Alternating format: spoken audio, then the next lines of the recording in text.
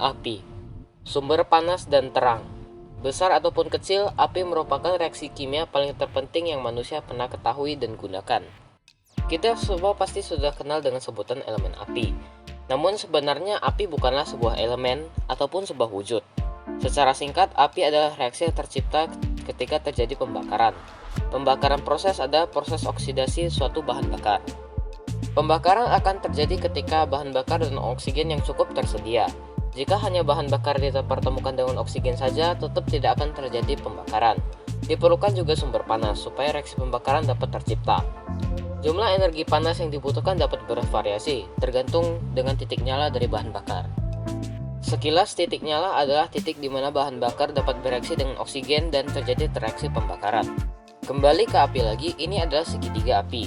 Dalam segitiga ini terdapat 3 unsur yang dibutuhkan api untuk menyala dan tetap menyala, yaitu sumber panas, bahan bakar, dan oksigen.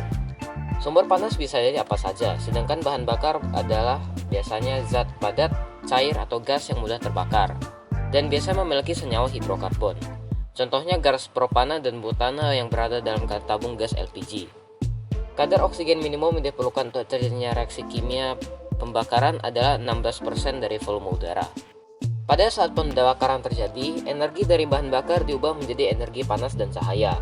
Dan karena reaksi pembakaran terbentuklah uap air dan karbon dioksida. Dalam kimia, rumus kimia pembakaran adalah bahan bakar hidrokarbon ditambah dengan oksigen menjadi karbon dioksida dan air. Ya, sebenarnya api menghasilkan air, namun dalam bentuk gas atau uap. Dan secara singkat, hidrokarbon adalah senyawa yang memiliki atom hidrogen dan karbon. Ini adalah rumus kimia dari api. Dalam rumus ini kita akan menggunakan metana atau CH4 sebagai bahan bakar hidrokarbon. Inilah yang sebenarnya terjadi. Ketika 2 molekul O2 menabrak sebuah molekul CH4 dalam kecepatan yang sangat tinggi, maka molekulnya berubah. Sebuah atom oksigen dari sebuah molekul O2 bersatu dengan 2 atom hidrogen dari molekul CH4. Dan terbentuklah H2O atau air. Ketika air terbentuk, energi dari perpecahan dan penggabungan molekul ini berubah menjadi energi dalam bentuk cahaya. Selanjutnya, sebuah molekul O2 bergabung lagi dengan sisa dari molekul CH4 tadi, sehingga terbentuklah sebuah molekul karbon dioksida atau CO2 dan sebuah molekul H2O lagi. Sehingga jika semua molekul hasil reaksi tersebut ditotalkan, ada sebuah molekul karbon dioksida dan 2 molekul air. Sekilas, atom adalah jenis materi paling sederhana, sehingga tidak dapat dipisahkan menjadi bagian yang lebih kecil lagi. Sedangkan molekul adalah kumpulan 2 atau lebih atom-atom yang sama ataupun berbeda.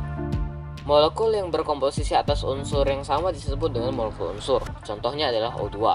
Sedangkan molekul yang berkomposisi atas 2 atau lebih unsur yang berbeda disebut dengan molekul senyawa, contohnya adalah H2O.